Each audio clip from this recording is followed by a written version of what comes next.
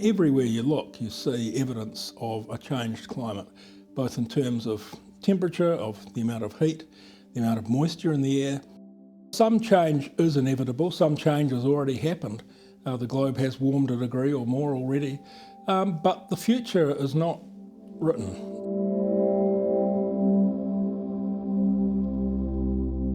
The oceans hold most of the heat, most of the energy in the climate system. With the increase in greenhouse gases in the air, over 90% of the increased heating of the Earth system has gone into the oceans. So the oceans are holding a lot of the energy that we're causing to be trapped in the system through our emissions of greenhouse gases. And the oceans are very ponderous. They change slowly, they vary slowly and in quite small measure. You know, a 1 degree change in temperature in the ocean is a huge deal in most of the global oceans. And marine ecosystems, whether it be coral reefs or fish species, are adapted to certain temperature ranges that are pretty small. You don't have to change temperatures in the ocean much before a lot of marine systems get into trouble. The vast ice sheets on the Antarctic continent have curtains that float in the ocean, so-called ice shelves that cover the majority of the coast of Antarctica, and those floating ice shelves feel ocean temperature. You don't have to warm the ocean water much before you start melting those ice shelves and causing the flow of ice off the Antarctic continent to increase rapidly, which of course raises sea level, just as increasing the ocean's temperature raises sea level, because you warm ocean water and that column of water is going to expand. Everything expands when you warm it. So we've got this warming effect raising sea levels, and we've got the melting of Antarctic ice and actually Greenland ice also adding water to the ocean and raising ocean temperatures. So in so many ways, what happens in the ocean really defines what happens with climate change, and it's crucially important to our understanding of how the future is going to evolve.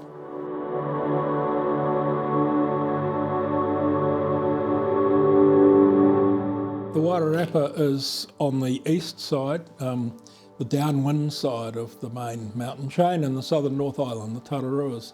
So it's in a kind of a rain shadow, so-called. As air comes in from the west, it has to rise up over the mountains. The moisture in that air mostly condenses and falls as rain up in the hills. And when the air makes it down over the drier regions around Masterton and the central Wairarapa, there's a lot less moisture in the air, so it's not so wet. It's quite a dry part of the country. And then as you go out towards the coast, there's the coastal hills, and there's an effect there, more in the case of winds from the south coming in off the ocean, and you get more rain on the coastal hills. So as the climate changes, the westerly winds that blow over New Zealand are gradually increasing in strength, and that gradually increases the rain shadow effect. So broadly speaking, the expectation is that it'll get a little bit drier on average in the Wairarapa. We're not actually talking big numbers here, a few percent. I think the really important thing that's going on there is the change in extremes of rainfall, because a perverse thing about climate change is it puts more moisture in the air.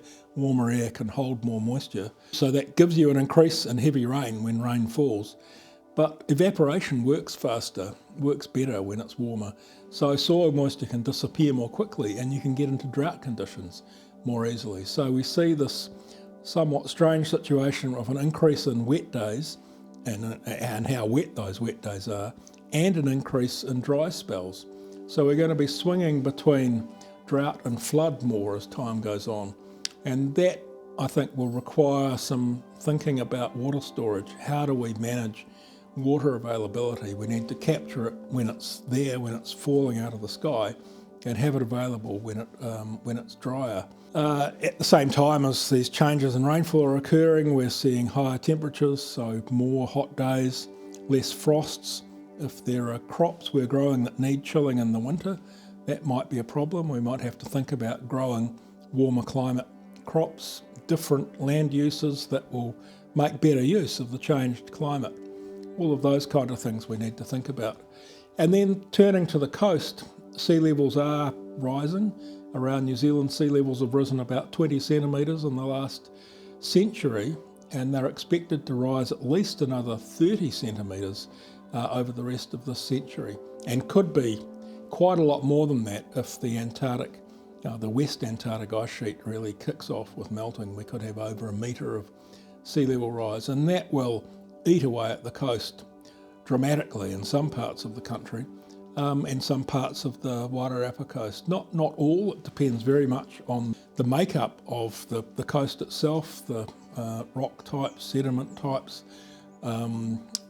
ocean currents, how sediment's transported, and so on and so forth. It's not a blanket, everything's going to erode. There will be a lot of erosion in some places, and there might even be accretion, a growth of coastal strips and sandbars and so on in other places. But we have to adapt to that. As the coastline moves, mostly it's moving inland as sea levels rise, we need to move with that coast.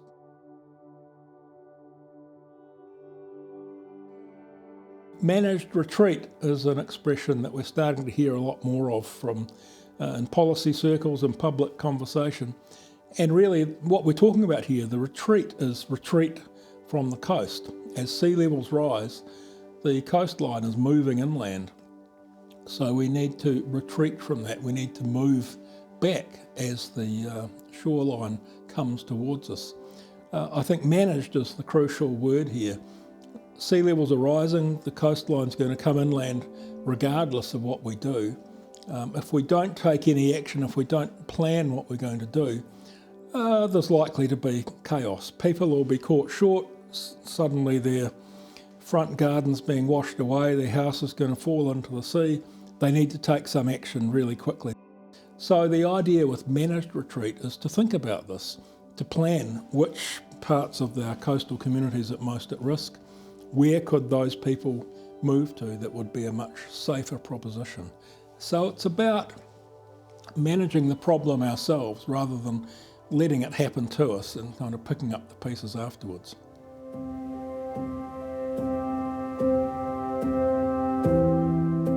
In terms of farming practice or land use practice generally, we need to think about how the climate will look in a few decades compared to how it looked a few decades ago. Generally speaking, we're looking at more extremes of rainfall, so more often dry conditions, but then punctuated with heavy rainfall events and possible flooding and runoff of topsoil and so on could be a major issue, river flooding, and higher temperatures, so more heat waves, previously unobserved high temperatures some days, and a lot less cold temperatures, a lot less frosts in the winter, for instance. And those kind of things change the number of growing degree days that you have in a given part of the Wairarapa, the number of chill units. So some crops need chilling in the winter. Most crops you can define how many growing degree days, how much heat they need in the summer to grow properly. So we need to think about what those numbers will look like in the future. Have we got the right crops growing that will take advantage of those conditions? If not, what should we be changing to? Should we be looking at places at the moment that are warmer and more extreme in rainfall and see what people there are doing? Or should we be developing new approaches to land use? With animal agriculture, dairy farming, running sheep, it depends on water availability again, but also grass growing. You know, will these animals have enough food?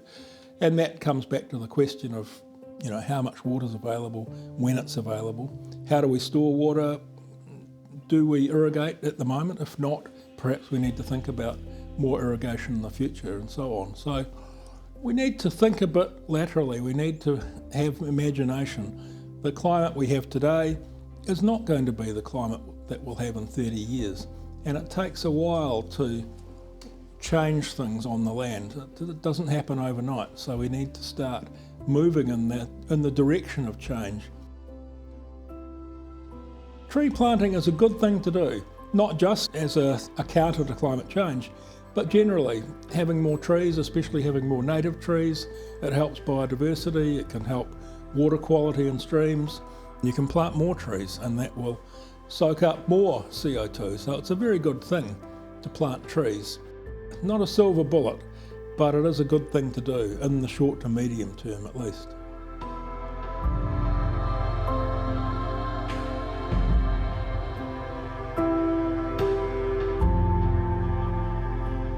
Education is crucial. We understand what's happening with climate change because people have been researching this problem for decades, for a century and more, and we've educated ourselves about the physics of the Earth system and how it's changing as we add gases to the atmosphere and so on.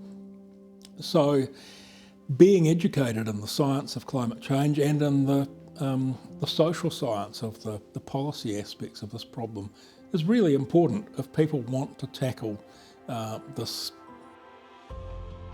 I work at a university, so I'm doing this education on a regular basis, and I do get a lot of hope from the students I talk to. Generally, there's a lot of activism amongst the student community. They really understand the problem, they understand the urgency of taking action, and they're out there trying to make a difference.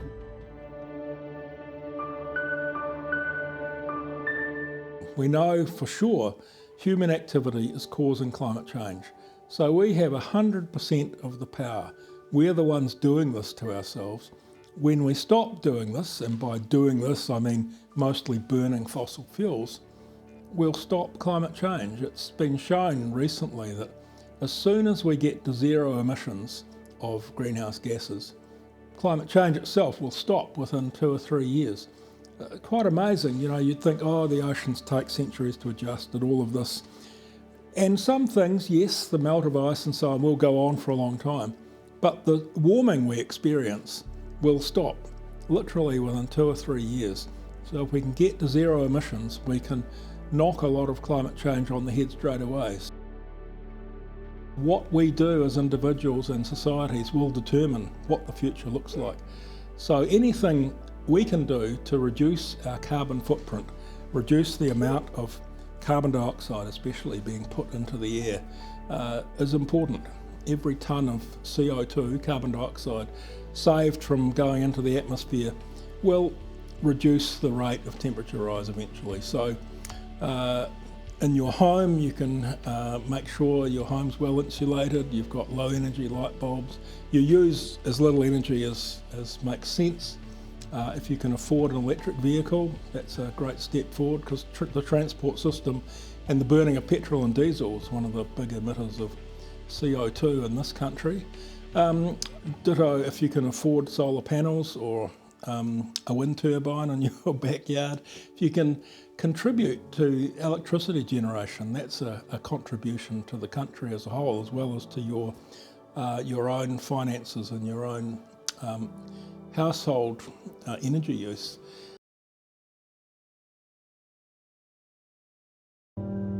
I think individuals also have a responsibility to make a noise in public, to push politicians, it's policymakers and business leaders who really need to lead the changes we have to see. So go on a march on Parliament if there's one happening. If not, send an email to your MP and say, I'm concerned about climate change, I want to see some legislative action, I want to see the government spending money to reduce the nation's carbon footprint.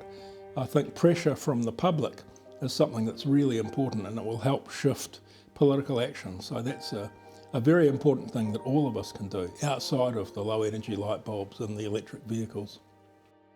Climate anxiety's become a big thing in recent years, and I've talked to many people who have serious concerns for the future.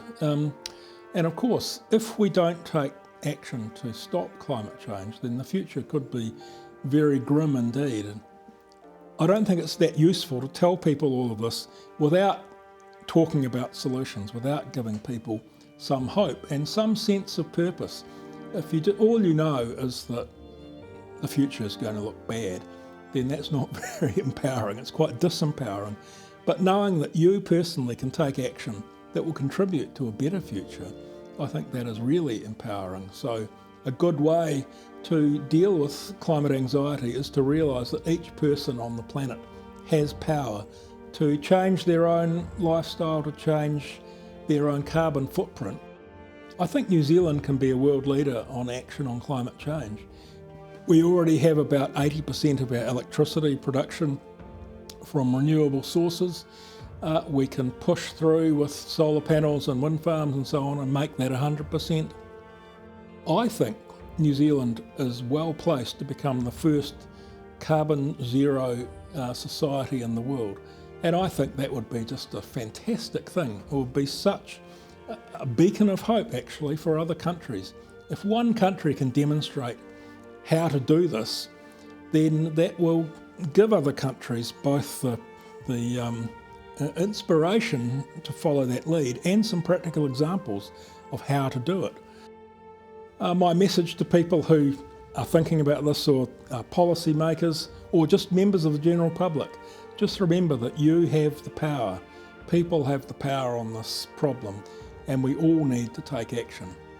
Because if we do, we can solve climate change. If we don't, climate change will eventually overwhelm us, and that's the worry for the future.